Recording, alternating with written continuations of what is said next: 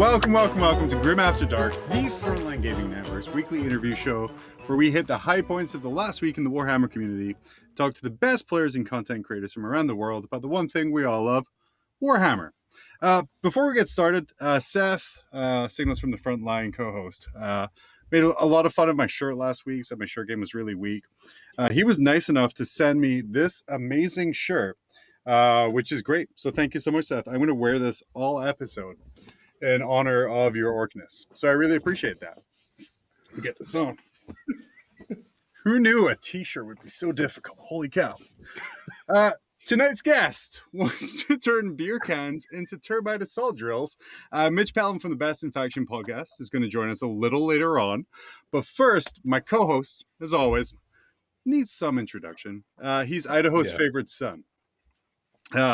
Recently, he competed at the Harbor Heresy GT, finishing 11th overall out of 50 players, going 3-0 day one until he realized how years of being stuck in Alaska really dulled his blade as a player.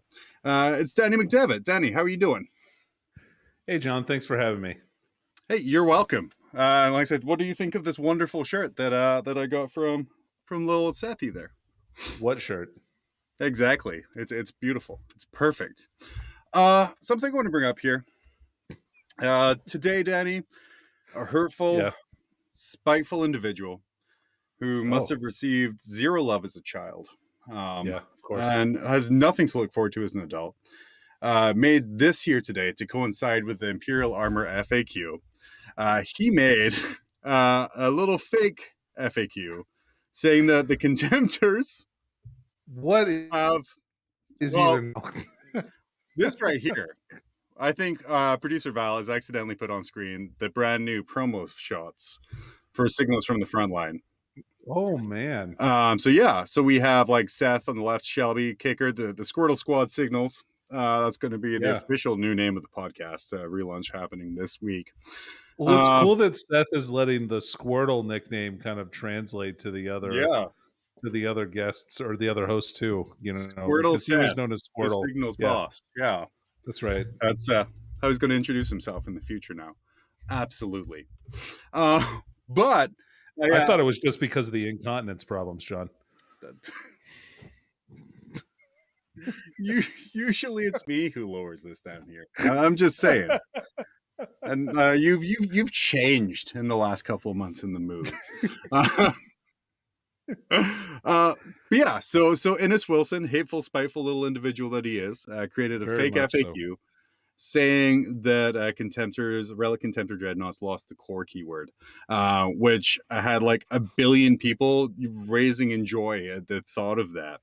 Even though it's fake, I got super excited. Danny, do you think like removing core from Contemptor would actually fix the entire Contemptor issue? I mean, not all of it. just some of it, but right? Some of it, yeah, probably.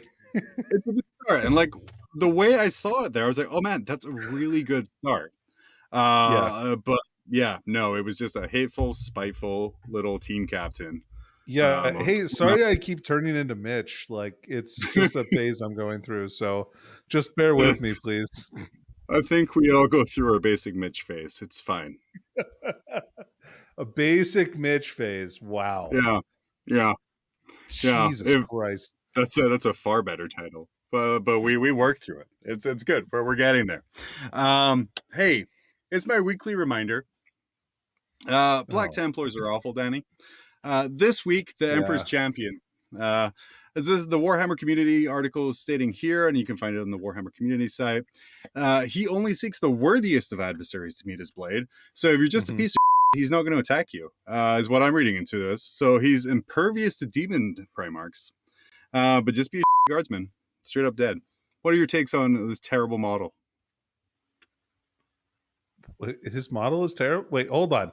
So by best, do you mean like are you making this into a morality question? Is that how you're labeling best and not best since well that's sorry, I don't mean to explain the joke for you, John, but I just did.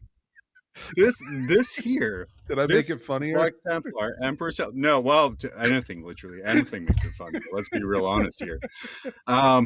The Emperor Champion, like I said, he only seeks the worthiest of of enemies. I want to say, because I can't say that word for some reason right now. So does that mean, does he do homework?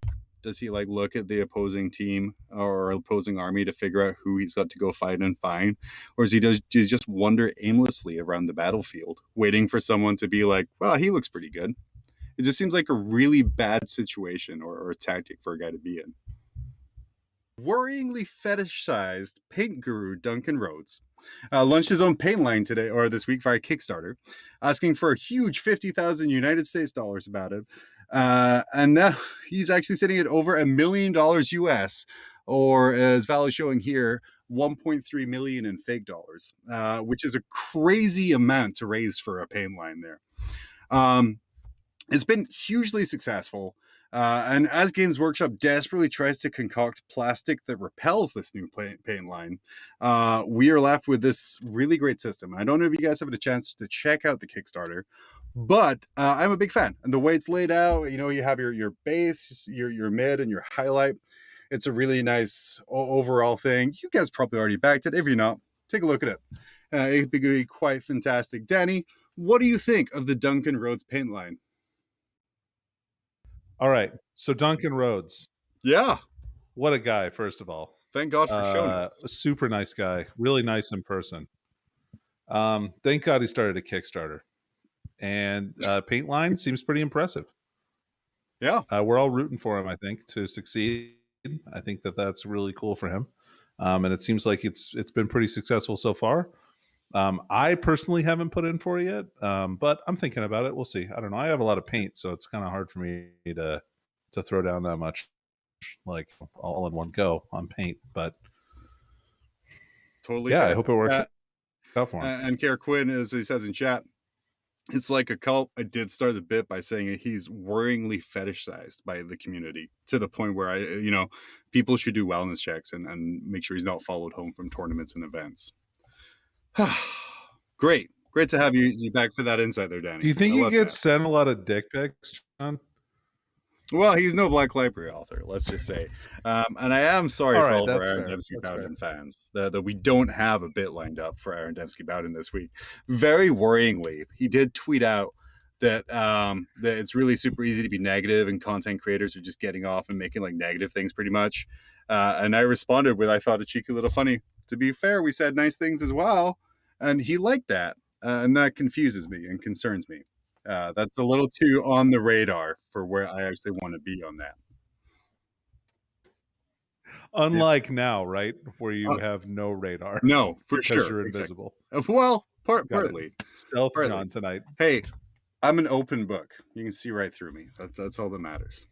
Hey, looking for more Frontline gaming majors. The New Orleans Open is coming up, and tickets will be available very, very soon. The next in the long line of the majors, New Orleans promises to be one of the biggest Frontline gaming events with your favorite Games Workshop systems and even some Star Wars represented. When asked for a comment, FLG Overlord Reese, seen here distributing beads to Express Pass holders, said, "I don't care what you say. I don't count Alaska as being part of the continental United States."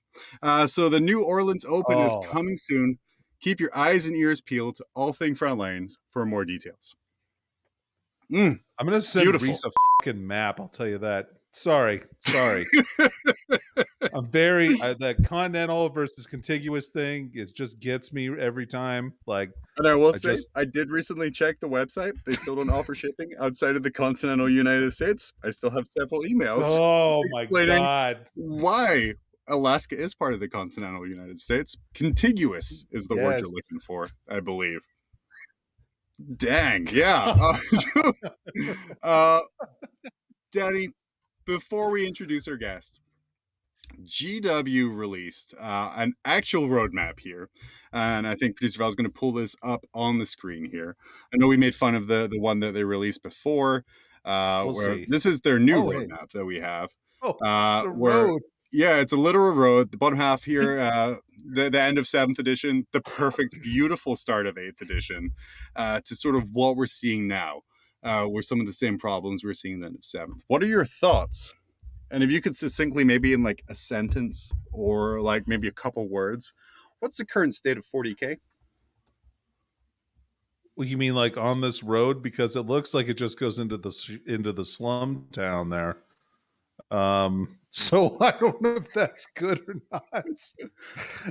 But I think that if you think that the beginning of Eighth was super great, then you've got on some really heavily tinted rose-colored glasses. Because imagine a world without stratagems, and that was the world that you lived in. Oh, I got 12 command points for rerolls. This is the best ever. Gonna reroll so many charges and individual know. shots. Ooh, yeah. We got this. It's perfect. We do. Yeah. We do. Okay, Danny, why don't you take us away? Introduce our guest properly while I try and squeeze out of this very see-through shirt. You're going to take off your shirt, John? All right. Anyway, so tonight we've got on a very special guest, very near and dear to my heart, my good friend. He's a member of the Legion Warhammer Club. You might know him best from things like 12 Hellhounds or 16 Hellhounds or 15 Hellhounds. Also, the Castellan. Yeah, that was him too, guys. So thank him for that. Anyway, and now kind of not retired as a tournament player, but kind of stepped back for a minute, took a tick, started doing a bunch of judging, and he's a judge now. We have Mitch Pelham joining us today. Hey guys, Mitch, hi. It's so good to have you, buddy. I am thrilled to be here. Honestly, like for a lot of different reasons. Obviously, we're friends. We got to hang out at an LVO. Danny and I shared a room. We just got linked up, but he had someone drop out and just worked out. And ever since then, I'm just like, I need more of these guys in my life. I mean, maybe not John all the time, but sometimes. But no, and then telling me that.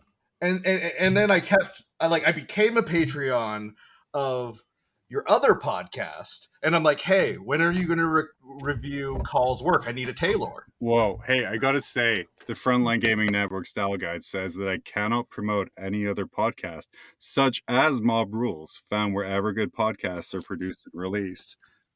I can't do it. It says it. That's fair. No, don't listen to Mob Rules ever. Or watch their YouTube channel of the same name, but not the Swedish metal band.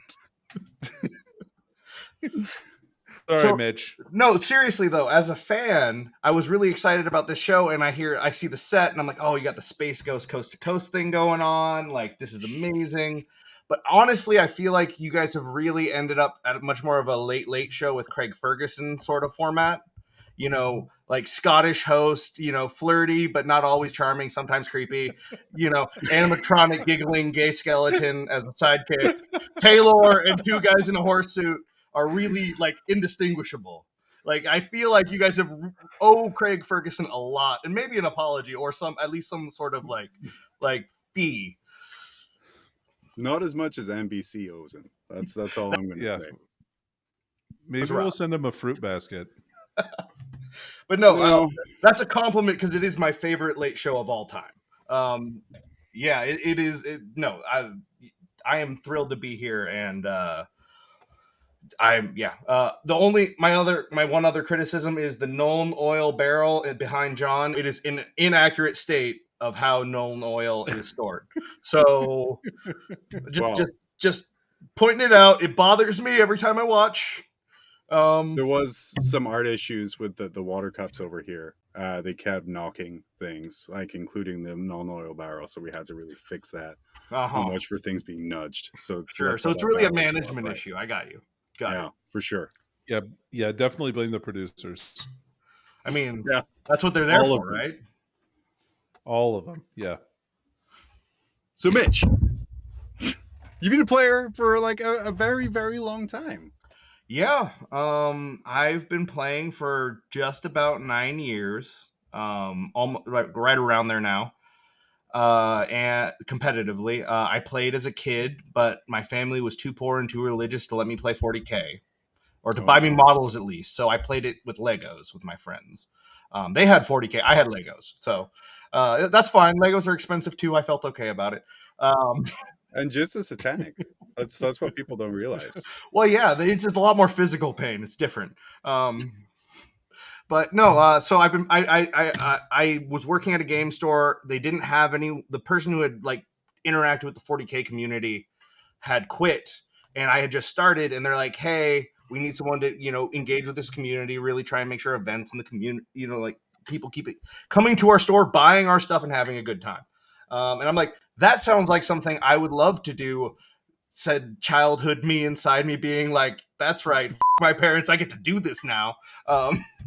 No, it was That's that bizarre that like your store would be like, "Hey, you've started working here. Here's your minimum wage. Thank you, Yeah. by the way. I really appreciate that. Also, I need you to invest heavily into this game system to encourage other people to do it too, and spend at least several $1,000s on these models. Regardless, I think I it's a got- great business model. it would be if I didn't get them at cost, which is why I have such a large Grey Knights collection because they're what I started with. But anyway, so I started playing Grey Knights then, and that was in 7th edition, and it's just that was back in Boise, and then I moved up here, got linked to the Legion, met Chuck, Colin, Zach, and everyone else, who just turned out to be this like phenomenally intense play group, and they've gone on to succeed while I have been judging due to medical issues that prevented me from being able to play for a while. So I'm back. So it's all great. That's awesome. Tearing up. We're the happy tables. to have you back. Yeah, Yeah. for Thank sure. you. Thank you. I hadn't played for almost 3 years, outside of Charity Hammer or anything like that. And so to be back in and like in the mix competitively, there's a lot of like different feelings that come with that. There's a lot of like excitement and a lot of nervousness of like, well, man, you had this reputation. Are you going to be able to live up to that anymore? Like No. no, definitely not. That's okay. Like I have other reputations I can definitely live up to. It's just because they're lower. The community has been phenomenal for me in my recovery from my injury. So being able to get back into it's like immersing yourself in this thing that you had used as a crutch to just keep you going for a while, because lots of other things are hard in your life, and this gives you joy and you enjoy it and you have so many great friends and it's a positive thing. Being able to give back to that as a judge while I was leaning on that community meant a lot to me, and now being able to play again and engage again after so long, and it being such a fixture in my life for so long, and not being able to really compete and not engage with that side of myself. Like this was my first real GT back, like outside of a team tournament and stuff, and it was just amazing. It was phenomenal to be back. It's really, really great to be back in this community of amazing people. Well, let's pull that back a little bit. And Sure. I know, Danny, I know you're super excited too to have Mitch back as a player. Let's ignore that stuff. Oh yeah. Okay. So the judging. So you judged for years, and you were like a TO for years, right? Yeah, it's been about 3 years. I had started exploring judging before my injury, and then I really dove into it when I couldn't play. So, yeah. Danny, I know you and I. You describe we both yourself judged as a in judge. events. Yeah. Oh, sorry. Go ahead. Well, No, go. Yours is way more better than mine. We'll cut that. We put in post. False. How would you describe yourself as a judge, Mitch? protective would probably be the word I'd Okay. use.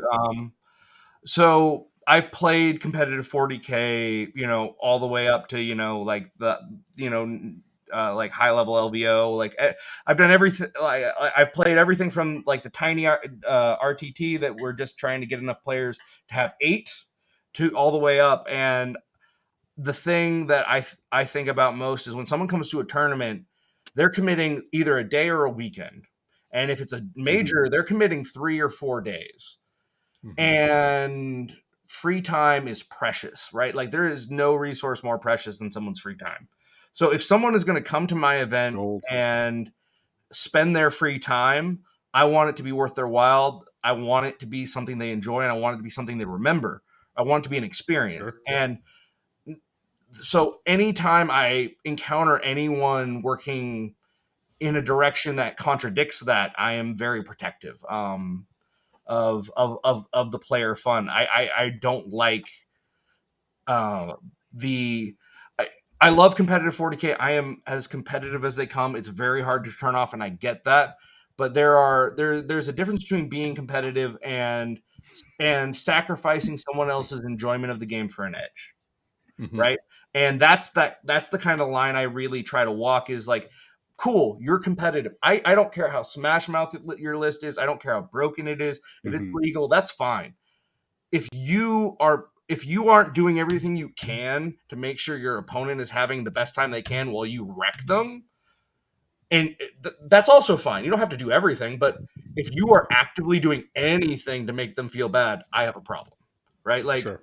like you don't get to do both of those things. Like, if someone brings guard to a tournament right now, they can complain some. I'm fine with that. They can be a little salty, whatever, right? Like, their codex. Like, I'm a guard player. I got salt. I can relate to that. I don't. Dirty hellhounds. Sure.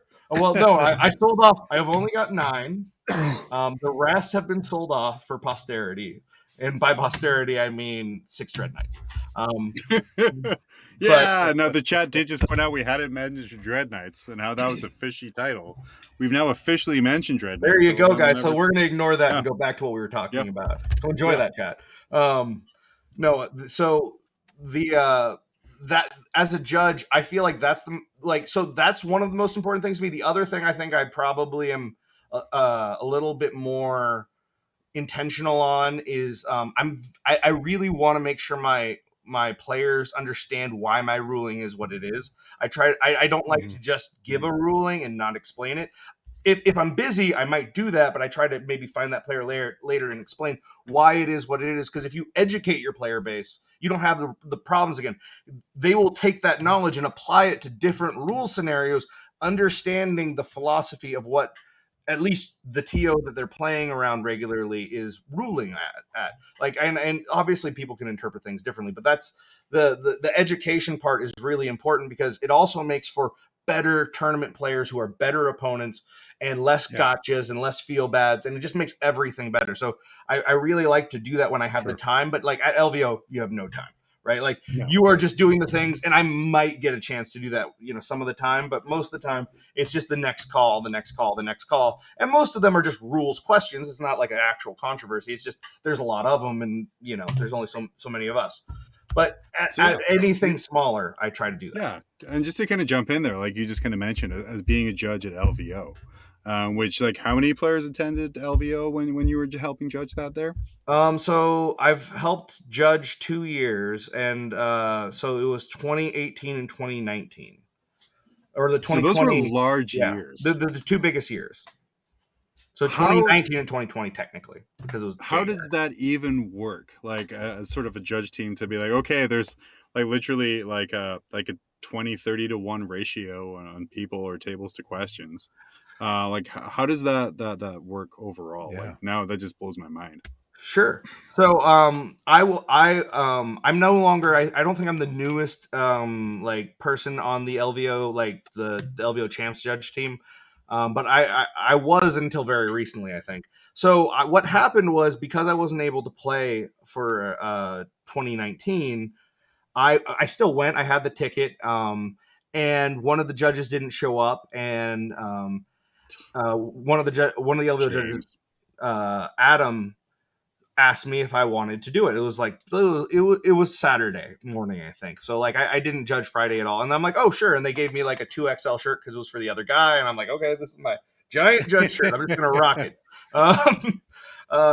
And I was able to I judged Pajama Pants versus Alex Harrison and some of the finals games and some like really, really intense games. And it was a really like trial by fire. I'd only run a couple GTs in a major, I think, before that, like of any like significance. So it was, and then afterwards, they told me that was basically my like audition, that this LVO was them seeing how I did and how I handled myself. And they asked me to come back the next year. And they have asked me to come back since. It's just, there's been no LVO. It's just the way it It's goes. awful convenient that the ones Yeah. that left you back for didn't happen. I know. Hey, don't like my subconscious does enough of what you're doing right now. I don't need your help. No. So the next year, I come and at that point, I'm considered a fully fledged judge. So we don't have a at that point. It may change in the future. I don't know what the structure moving forward is as the event gets bigger and bigger.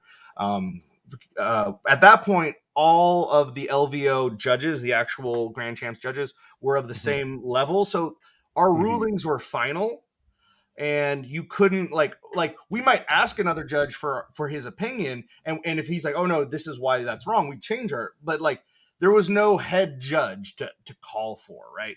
And we don't like that's not necessary, and that's intentional because if someone perceives that there is a manager they can ask for, every Karen asks for the manager, right? So if there Right. is, if every ruling is final, then that eliminates that. Now, obviously, that puts a lot of pressure on the judges to get your rulings right. But we do a lot of coordination beforehand and have a document of like, so we're trying to be as consistent as possible. But that doesn't change the weird screwball questions you get asked and stuff like that. That was. Did the you year- have anyone Oh, ask to talk to your manager? yes. So And so here's a question that's related to that, Mitch. Sorry Okay. I don't want to totally No, screw up go your for it. track here. But we got a good question from the chat that I think is pretty relatable. We have Tomodachi Express asking, do the judges have a meeting beforehand so all the rulings are consistent, or talk after making a ruling so that future rulings are consistent? We try to do that as much as possible, but when Mhm. someone asks you, hey, when X flying vehicle sits on this crate to make this charge and you make a ruling, like we can't relay how we're ruling the crate, Right. raider charge scenario. Like there's a lot of one-off things or two-off things you get asked. And if we are able to, we can. All of the major stuff, we try to do that beforehand and have some consensus. And the last LVO, we actually put out a judge's FAQ for a lot of the questionable rules, like how we were ruling them, so people knew. Yeah. So that like we want it to be as clear as possible for players. It's not about like no judge or TO likes giving a yellow card or likes like giving a red card. You're taking away someone's fun. You're taking away someone's community. It's never fun. Like you might look back at it and be like, that was the right decision. That guy was a tool, but you do not. It is never a fun experience, and it's never something you're looking forward to or you want to do. Yeah. So have you had kind of people like you've given your ruling, you're like, no, this is how this works, like literally chase you down after the game and be like, hey, and they have like 15 books open and a tablet open to the FAQ. Yeah. And they have like a whiteboard with a cross reference there. More or less, yes. Yes, I have. Like I've had people like explain to me why the ruling was this, and I'm like, well, cool. You didn't have your FAQ with you, so I can't read it if you don't have it, which you're required to have. So my ruling is for the material you presented me for the army you are playing. So I'm sorry that you didn't have your FAQ. That's not my problem.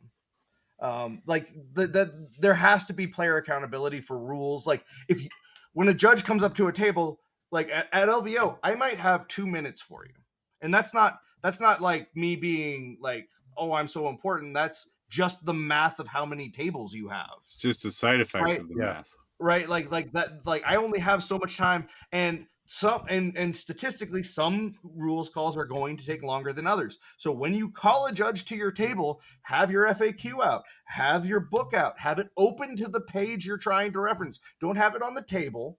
Like their time is valuable because they're serving a lot more people. They aren't just there for your game, right? Like, so that's the issue, right? Is like you can tell me, oh, you didn't know about XYZ like ruling in this, a campaign book fact, and I'm like, okay, great, man. If you knew about it, then you should have had it if you thought it was relevant. I can't help you like find your own rules. I need you to know them. Like, and that's not. And like, let me be clear. If I'm coming up to someone and they're very clearly a new player, my attitude is entirely different. But at the same time, their questions are usually pretty easily answered. They're not asking me how a heroic intervention interacts with the 5-inch, height of combat, and like, well, but diagonal, or should it be just horizontal because he has fly? Like that. I don't get those questions from those people, so they don't get the same treatment. Right? They're asking me, "Hey, I don't know how. Like, can I advance out of this transport?" And like, that's a much easier question. like, Well, oh man, the edge cases. One, I gotta say, KR Quinn, I'm not gonna ask that. I'm gonna be a useless corporate shill. And then Danny, do you notice like the sheer passion? And I fear for Mitch's desk at this point here. Oh, with like the fist banging, he's just a powerful speaker. That's those. I have hand gestures, and it's literally just this. It's really important. You're a powerful speaker, Mitch. You speak with your hands and use your fists, just like Mussolini. Wow. Okay. There was a real right turn to that compliment, and I feel very differently about you now. College has changed you. Law school has changed you. Hey, for look, no reason, I'm going to pull this shirt back out and just kind of. I'm going to ask the question that John wouldn't. And who's the worst player you had to judge, and why is it me? So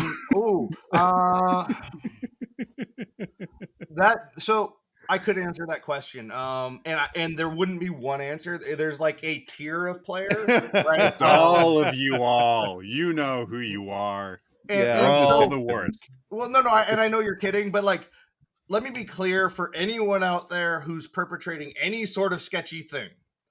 Warhammer 40K is a game played by literal rocket scientists. If you think they aren't going to remember the shit you pull, and it's not going to eventually catch up to you, you are wrong. You play against very smart people who are paying just as much attention to the game as you are. Not every single person, but they are there. And if you develop the habits of trying to get away with things, it will go poorly for you. Well, what I was going to say, that sounds very similar to the speech Neo gave the machines at the end of The Matrix. That's all I want to say on that. I haven't seen the new trailer yet, so I'm not relevant on this topic. Oh my gosh, it's so good. We should all stop podcasting and just go watch that for 20 minutes if I'm going to be completely honest with you here. Someone said, it's me and I'm not from Texas. Mitch has also been the judge who has come to every table I've been in at LVO when someone had a question. That's Tyler A. Yeah. Oh, yeah. Yeah. So obviously the worst person. And again, I guess... Whoa, man. So you got your trial. You got your kind of pledge judge shirt, which was like 15 sizes. The hazing was brutal, but I can't go into it. There's NDAs. Did they ever replace that shirt for you, or did they just? No, they did. They did. I have one giant one and two smaller ones that actually. Oh, nice. So you're covered if anything terrible happens, like during the pandemic. You're like, oh, I'll be fine because I still have this judge shirt. Well, so I have this night shirt. The funny thing is I wear suspenders when I'm judging, and it has nothing to do with like fashion or anything. It's just a belt hurts my back if I'm on my feet for that long. So I just wear suspenders. So it makes me very easy to pick out as a judge because I'm certainly the only one. But the judge's shirt is not it's a very synthetic material and not as wicking as you might want. Is it velour? That's the judge's underwear. Again, I can't get into the okay? Stop it. Reseal. Sorry. I just want the judge's shirt now to be like the same level of complexity as like the team player shirts that you get. So like, you know, like you have the Art of War ones where it has like the two-headed flamingo and things, and everyone has like, we talked about this with Thomas Bird last week. They're pro tabletop shirts that are all like, you know, faded and amazing. It's want a judge shirt like that now that's going to make them look like I've got my Charity Hammer jersey. I wear the second day of every event. Nice. Because obviously we talked about this last week. You can't wear one shirt 2 days in a row because that's disgusting, and a yellow card for hygiene, I believe. Yeah, it was funny that you just assumed we would just wear those twice. Yeah, dude, I can barely wear a shirt for one round. So, like, I can't imagine. Danny, I gotta say, I was disappointed in the dampness. So I was gonna say, the moistness was not the saturation point I expected. I brought my moisture meter. I'm a contractor. I know what this is about. I'm only mildly and- mildewy. Well, there was some black mold I wanted to warn you about later, but I guess we're just going to do it in public. But Ouch. Oh, ugh. it's okay as long as you don't breathe it, touch it, taste it, or have it on your skin, which is where it is. You're probably fine. That's a pretty good set of rules for any competitive Warhammer player. Not even mold. You should just follow that, and you'll be that's fine. a good guideline. It's fair. Something that was picked up on that we're going to circle back on. You got pulled off the sidelines of LVO to come and judge, right? And it was a 2019 year LVO. Hey, so at LVO 2019, wasn't your first table Jeff Robinson versus Aaron Along? Oddly enough, I can't remember. I don't think it was. No. Maybe. Okay. No? Perfect. Awesome. I actually excited for it. No, the problem is that was on Friday and I wasn't judging then. Yeah. Oh, because you were enjoying the sights and sounds. Yep. And then chat, they're surprised we didn't say Seth. Squirtle Seth from Signals at the Frontline was the worst player. We didn't say that because he's not the worst player; he's just the worst person. And there's a big difference. Difference. Yeah, John, it's actually Seth the Squirtle. That's the nickname. Any day now he'll evolve, but as an orc player, it's so cool. Yeah, you don't want to see him when he gets up to Wardle. Yeah. Wartortle feels pretty orky, yeah. Oh no, he's never going to be a Wartortle. Squirtle for life. Please make sure to point out. You should absolutely watch Signals from the Frontline every Wednesday live on the Frontline Gaming Network. They are and make sure to give Squirtle Seth or Seth the Squirtle all of the support he needs to maybe one Actually, day. guys, I think the best way you can thank Squirtle Seth is to get very light, very open cell foam balls and paint them red with a black line. And when he's at a tournament, maybe at a really high tension point, not at a high tension point, but maybe while he's eating lunch, like midway into a sandwich. Yeah. Like just the back of the head. Yeah, and even cheaper than that, get a racquetball. Get a racquetball, paint some black on it, just throw it as hard as you can at Seth. It's fun and harmless. Danny, you're gonna be a lawyer soon. You're gonna learn. I'm gonna say that we're gonna make sure we're gonna clear it with our legal department. So Danny, pay attention to this. But by LVO, we're gonna make Squirtle Seth a thing. We're gonna come with official branded, but legally distinct catching balls, not Pokeballs, and then come collect them from Danny or I, and just throw them at Seth and attempt to catch him. Oh, perfect. And please don't try and replicate or do any of the things that we're discussing to anyone in any fashion ever. No, just Seth. Yeah, and absolutely delete any actual like text-based communication we have of that for you. Yeah. Hey, you play 40K? Well, let's talk about 40K. That sounds like a good idea. I've heard of that game. I hear it's pretty good. I hear it's pretty good. Yeah. You started with Grey Knights. I did. Why? Because the models looked rad. That's it. Cool. Moving on. That's a great answer. Like, that's the best answer to play an army. If there's one thing I tell people, don't play an army you don't like the models for. It's just not worth it. Like, there's a reason I've never once played Eldar, and it's not because I couldn't play them or they aren't broken at times. It's because I can't stand the models. Not they look fine. They look heinous to paint for me with my nerve damaged hand. I'm not judging anyone else, just me. Send your hate mail to Danny. He deserves it. Well, there's 1.3 million Canadian dollars that say they're going to be easier to paint soon. That's all we're going to say. Please refund my Kickstarter and send me a review copy. Can I get in on that? Please, refund all. I'll review things. Yeah, well, we'll do it that way. It'll be great. But yeah, so like you're totally right though. Like I think for a while I did try to be a try hard thing. I was like, I'm gonna get this and do this, but like I could never build bring myself to actually paint it or build it or model it there. Yep, I've been there. What was it about the aesthetic? Was it just kind of like the little cool goldy bits that go through the silver, or the the fact they have like the weird halberds or things. Like you said, The you ha- just you love the look of them. so I like the halberds. I like that they had swords that looked like they were proportioned for a superhuman. I liked. I just kind of dug the whole look of them. I was never allowed to buy a Land Raider as a child because, again, Arkin Land was not Yeah. a person Yeah. in your household. yeah, but so I deeply wanted a Land Raider. I remember when that kit came out and my buddy getting it and him building it and being so jealous of him. So the Start Collecting kit, or the big box for Grey Knights, had like a squad of Terminators, a bunch of dudes, some characters, and a Land Raider. And I was like, that's great. I'll take 3. And I've assembled one of those Land Raiders. Yep. But I wanted it. Danny, that reminds me of the Land Raider the Mitch found. Do you remember that one? The Thick Raider. Oh yeah, the double stuff Raider. Yes. Yeah. Yes. It's just 2 Land Raiders glued together. Well, it's amazing. It's very, very like very detailed and like carefully glued together, so they actually look like a vehicle. But it has, when you say it like that, it sounds stupid, Danny.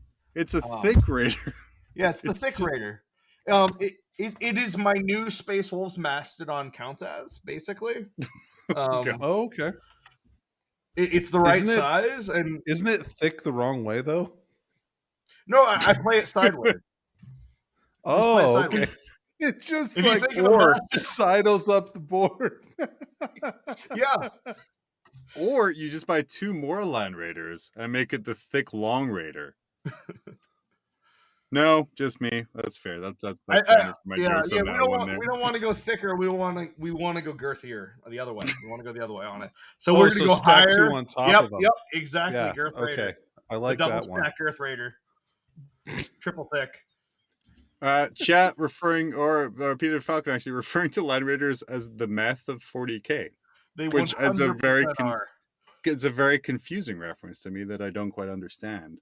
But yeah, we're just going to agree with it blindly, Peter. like many people do. Yeah. Also, buddy.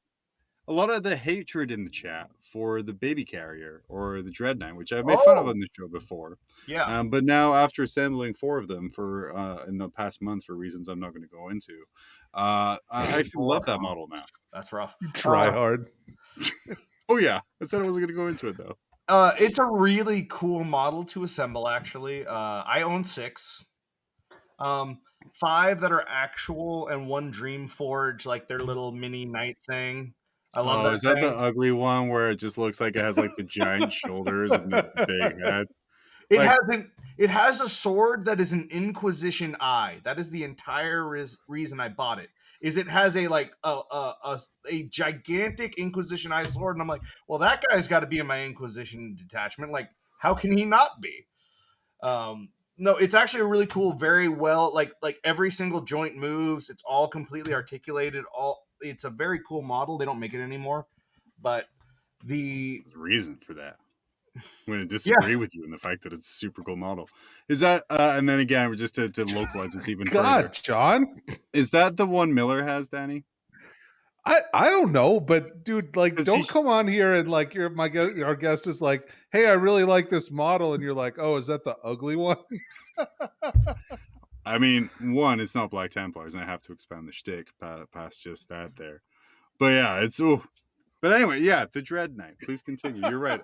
I'm no longer going to. I'm going to take a step back, Danny. You take this away, so I stop. Real quick. On the third party kit. When is Adam Camilleri going to be here during the Black Templar shtick? Because that's important. I want to watch that one live. About how he has bad opinions about some things? Sure. Bring him on and talk to his face about that. I just want to watch it. I don't care what happens. The bit doesn't work if people throw facts back at me. It's going to be 100% unchallenged things. Only ever. I want to make so many jokes, but they're all political, so I'm just going to steer away from that, and we'll just keep perfect. On going. Yeah, thank you. We love that here. Steer away from political jokes. Yes, agreed. Yeah. So says Danny, who made the most joke earlier, which we're not going to go back to. It's fine. Man. Dreadknight. Right. This is derailed so hard. I love this. I know. Hey, look. Dreadknights are great, Mitch. Yeah. So you have how many Dreadknights? Did you say 10? I own 6. Oh, okay. That's much better. Yeah. The correct amount of Dreadknights, thank you. I mean, that's the most you can take. So yeah, that's a pretty good number, I think. So I took 6 Dreadknights to one of Colin's invite-only RTTs that he does at his house. And it slapped surprisingly hard. Yeah. I lost hard to Dark Eldar, and just because I just didn't quite have enough durability in bodies, and but it was a really interesting list. And I'm like, okay, there's something here. So I had already signed up for the Harbor Heresy because I wasn't going to be able to make it to the Las Vegas team tournament due to just life. But I'm like, okay, I know for a fact I'm going to be in a forklift, like moving all of my lumber and reorganizing my wood shop for 3 days before this. I am not going to want to bend over a lot. And this isn't a metaphor, by the way, or anything disgusting. It's actual fact. Yeah, that's all. That's all. Just please take this at face value, guys. At face value. Yep. Taking his wood out of the wood shop and having a sore back is just entirely had to assemble some racking. So I could have said shelving. I went for racking. That was for you, John. It's pretty nice. It was nice racking. Pretty good. No, so I'm like, okay, I could bring my 120 model Skitarii army that I know is amazing and is more or less almost exactly what Danny will be running. Or I could not move 120 models and have to organize 120 models every game. And I could bring 9 models. And I could bring a jet bike, shield captain, 3 Telemon, and 5 Dreadknights and a chaplain. And or 4 Dreadknights and a chaplain. Sorry, we're getting ahead of ourselves. And that, my friend, was the correct choice. And that's what. Oh my gosh, why? What made you? Apart from it's 9 models. Like Danny, what was your? You saw the list. I'm assuming in action at some point in there. Yeah, I just was like, man, I really hope I don't have to play against this. And when an AdMech player says that to you, it feels good. Ugh, dislike that immensely. No, me too. Yeah, I mean, I could. There's like a million rules that go into the list, but here are the highlights that are really important. You have 1 Grandmaster Dreadknight, 3 regular Dreadknight. They all have psi cannons, silencers, and swords. As a tradition. Do you put the teleporters on them too? They have teleporters. They are prescient brethren. There is also a chaplain there. The chaplain is there because I'm in a very chaos heavy meta, and Thousand Suns also just came out.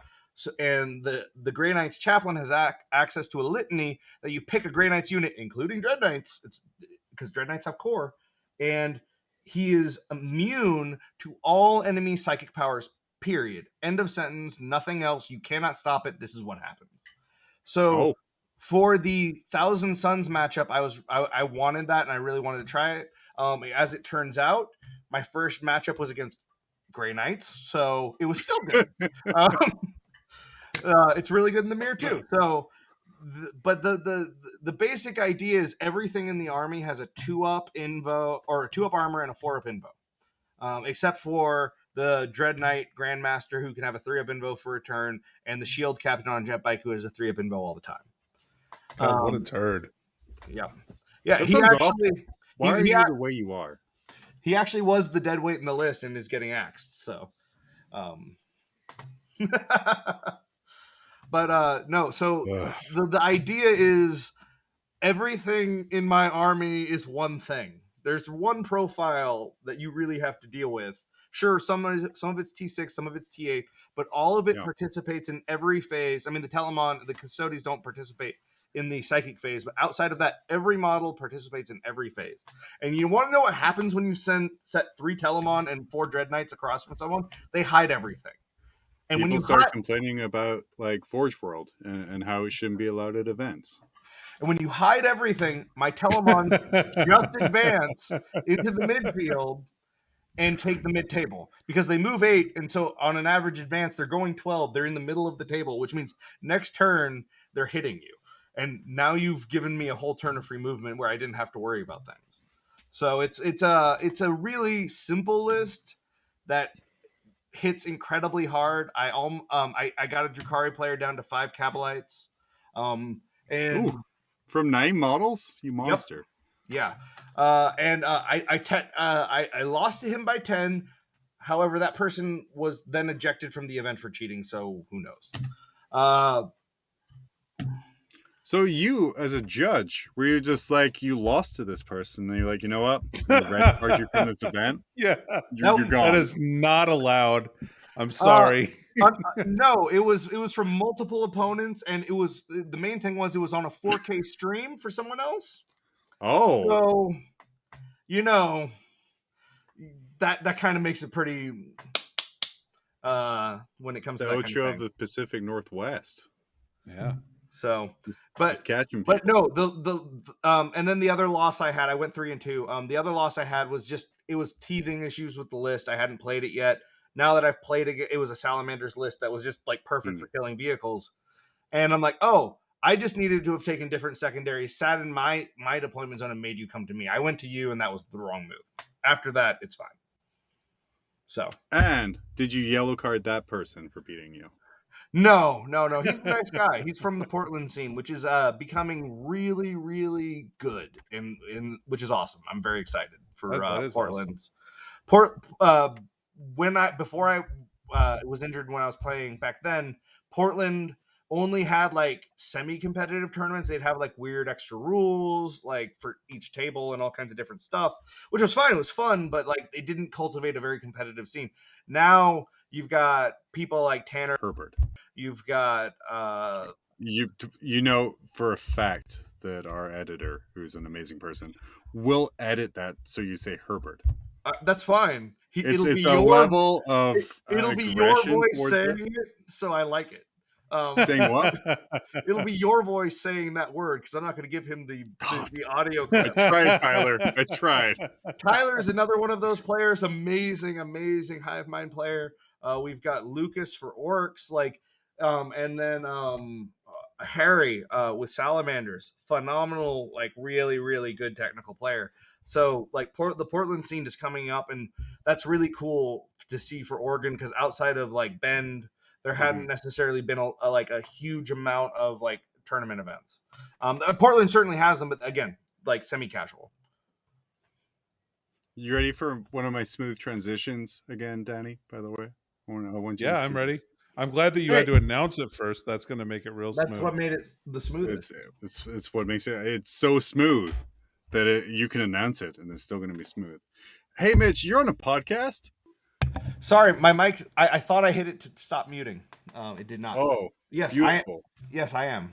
Very much so. I love, thank you for the assist to make it even smoother and even less awkward by just really no-selling that. Danny, I think that's the third time today, and I appreciate that because it really does. So we don't edit Best in Faction. I don't have any of the skills the prerequisite skills to know how an editor would do things. That's the problem. What happens is I say, hey, jokingly during the podcast, hey, Tyler, fix this, or we'll fix this in post. And I get irritated messages at 11 o'clock at night being like, did you really want me to fix this? And I'm like, they're like, Tyler, that's amazing. They're super passive aggressive. Like, are you kidding me right now? That's amazing. And then 9 times out of 10 I'm like, no. And then the one time he doesn't ask, I'm like, why didn't you edit that? It's a phenomenal hate-aid relationship that we have going on here. That's great. Yeah, Best in Faction came out of kind of that Pacific Northwest kind of coal mine, trying to form diamonds of players. So tell us a little bit about that. Sure. So I started playing competitively in Boise and then moved to Seattle due to like family stuff and just trying to help out a family member in need. And I was like, okay, well, I got to play, and I'm in Everett. So Mugu is where you play in Everett at the time. Mm-hmm. So I got connected up with the Mugu Legion, which eventually became the Legion.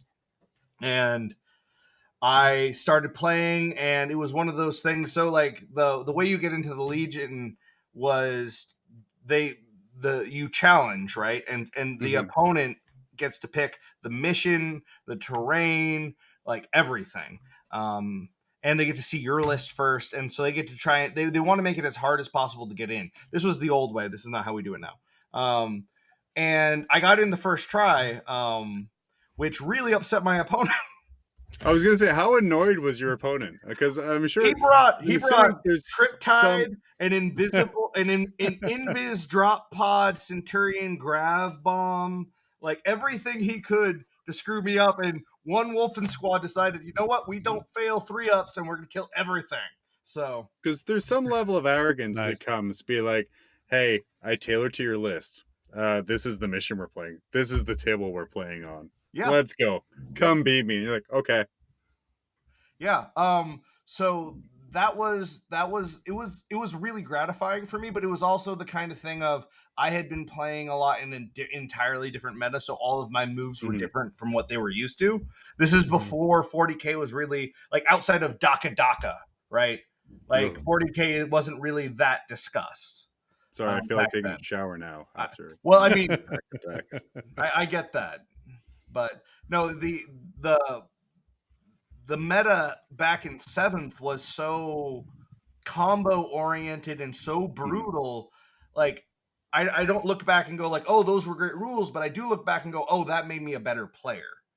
And that made me that made me I was playing against Yunari, like 7th edition, full on, like we move every time something dies, Yunari, with Space Wolves and beating them. And I'm like, that taught me a whole bunch about the game, about how I play, that I never would have gotten all those little like diamonds of information out if I didn't have to dig so deep.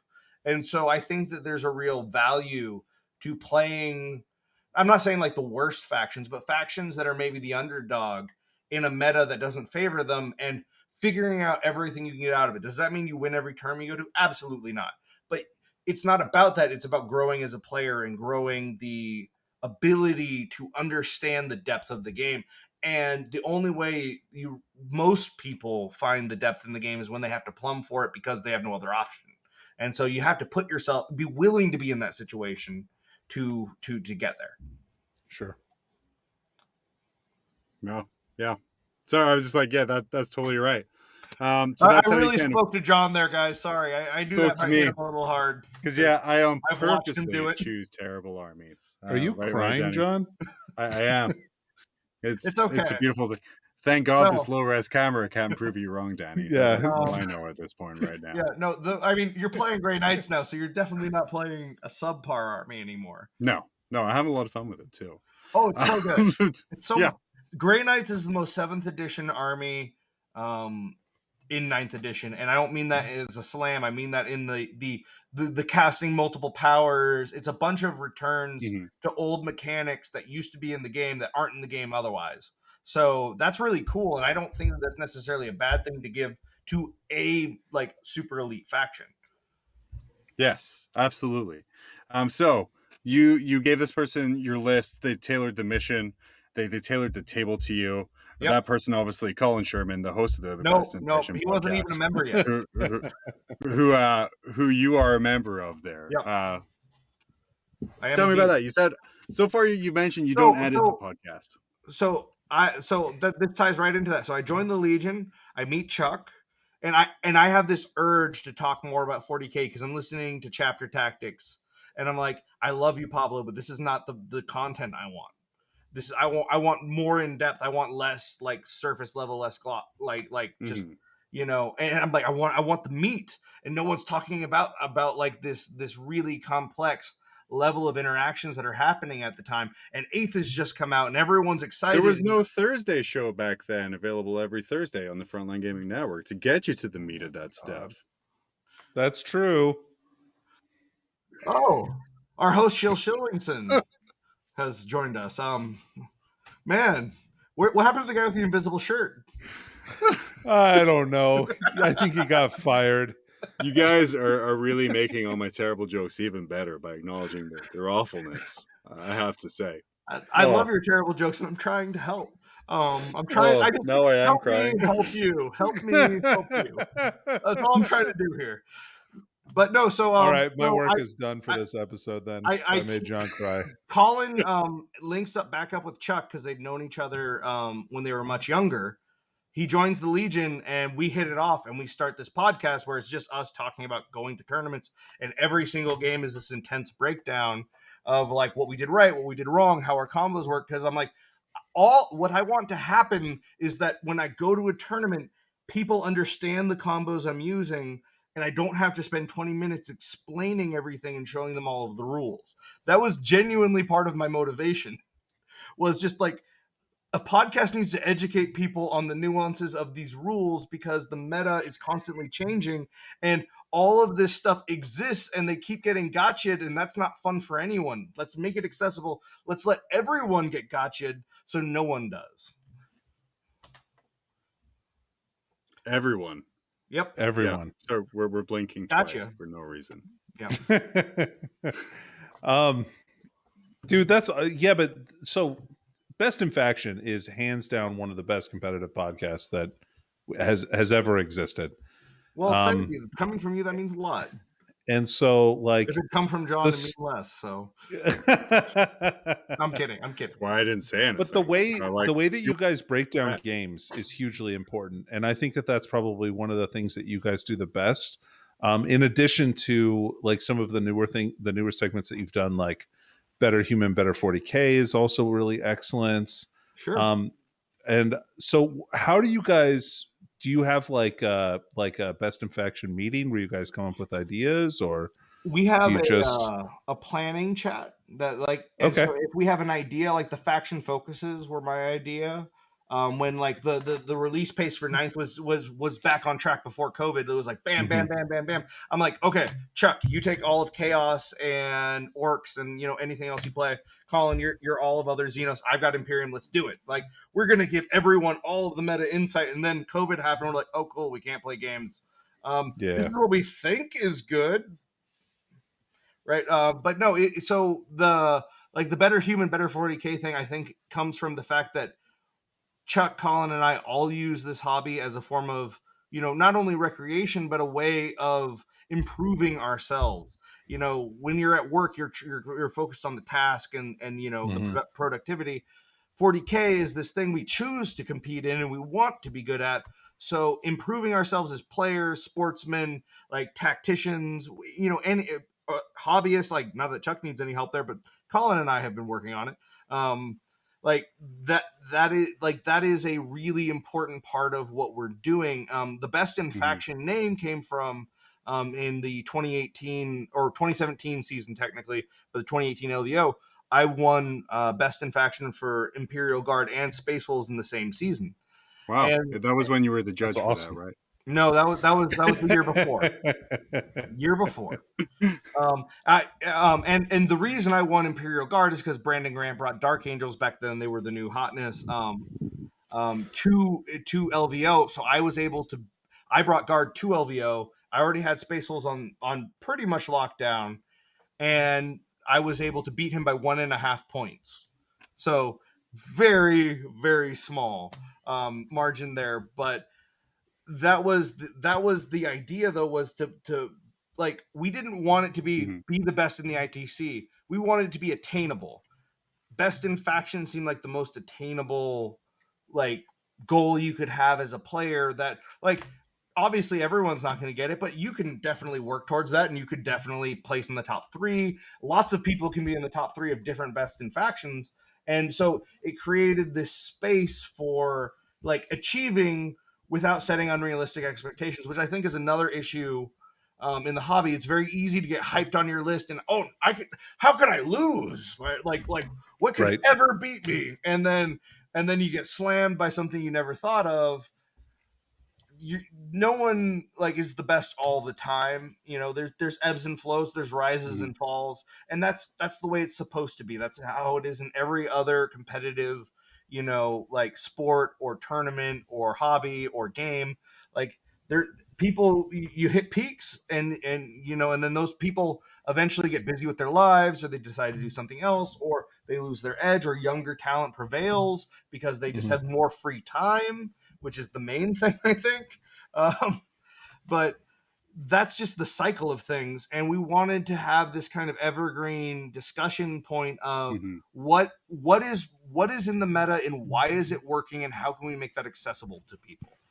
And then it evolved from there to, again, our player journeys, sportsmanship, and like all of those things because that was just what we were doing at the time, and it made sense. And like the hobby track coincided with that. Mhm. So Colin's wife Stephanie was painting his armies, and they were competing really hard for the first year of the hobby track, and they placed really high. And they, like there were all these different aspects, but the main thing is we just wanted actual play-by-play breakdowns that you couldn't get anywhere else in 48. You had to watch a whole game to Right. get everything important that happened, and we're like, there has to be a better way. And Yeah. we found it, and then like everyone uses it now, which is fine. Like that's the best compliment ever. I'm not saying it in a negative way, but at the time when it first happened, we're like, oh, okay, I guess this is just what people do now. Fair enough. It was a good idea. It's not like you can keep a good idea secret in entertainment. This is the way it goes. Yeah. And still super entertaining to this day, right, Danny? Yeah, well, you guys are able to distill like that one, that one moment, right, where the game kind of turns into, a statement rather than just having it be like you have to watch an entire battle report and then try and figure that out. And you guys kind of, I don't want to say spoon feed it, but you let people know like, okay, the game was, close until this happened and then it wasn't. And I think that's a really valuable tool for people to kind of understand some of those turning points, which are really important too. Yeah. Absolutely. Oh yeah, absolutely. No, I think that it's everyone wants to have the tournament experience, but obviously we can't go to all the tournaments. And when Right. you can break it down in a way where people can kind of get that play by play of like, these were the turning points and this is how it happened. No one is getting like, oh, this is just like I'm at the game or I'm playing it, but they're like, oh, this is like I'm watching the game, or I can imagine what happened and I'm gaining information from it. And like so many of us, and I certainly know for me, like through my 40K career, like my free time has just gotten less, right? Like there's been zero increase in that quadrant. It's only like narrowed. So finding ways I can gain more information and insight in a time efficient fashion has just been useful to me. And that's Sure. what we really wanted to bring with the podcast. Yeah. And you guys Smart. definitely do. Well, thank you. And then I hate to we cut you guys also off. run the Mob Rules Patreon Discord, so that's pretty cool. You absolutely do. I love you for that. But as Thank the you. Style Guide says, we definitely can mention the Mob Rules podcast or YouTube channel. Or Patreon. Wherever a good podcaster found. Or Absolutely Discord. not mention any of it. Mitch, I hate to cut you off, Danny. I hate to cut you off. This is an amazing discussion. We're definitely going to have you back sometime in the future to kind of continue with us here. But as time flows differently in Canada, so does our producer's slow descent to zombiehood. So we are going to wrap this up here.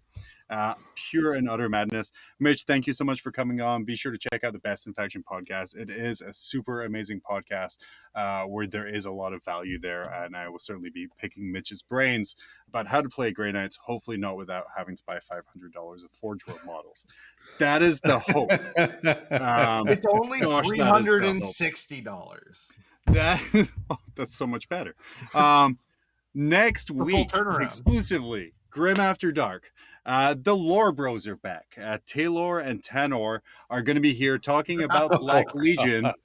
And I'm excited. Taylor's favorite character, Kaon, comes back in to discuss this more. So we're excited to have Taylor back. We're excited to have Tanner back. We're going to go deep into the second, and from what the Gap is telling me, the final book, because God knows there's been no speak of the third one so far in the Black Legion series. So we are excited for that. For Mitch, for Danny, we will see you next Tuesday, probably, maybe.